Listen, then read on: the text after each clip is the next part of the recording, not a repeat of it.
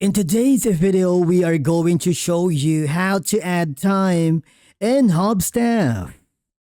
This is useful if you forgot to start the timer, need to log past work, or need to correct your timesheet. Let's begin. Now, before you can add time, your organization must allow manual time editing.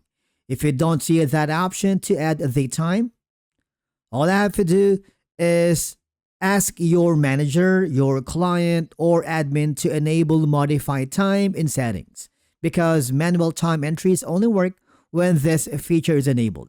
Now, for you to check that the manual time is enabled, I want you to go to the left side panel of your dashboard and go to the timesheets.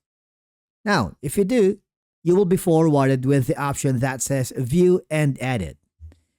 Again, if the manual time is enabled by your admin or client, you would see the option to add time.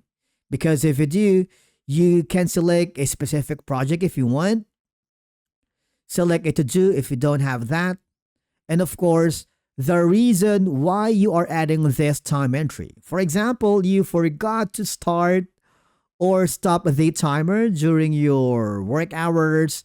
Maybe you used a wrong task or project, was away from keyboard on a call with their client or other. If you chose the other, you need to specify the reason. You can also add a note here if you want. And if you wanted to log in the duration of that specific hours that you put your work in, you can do so. Once you are happy, all I have to do is super simple, click the Save button.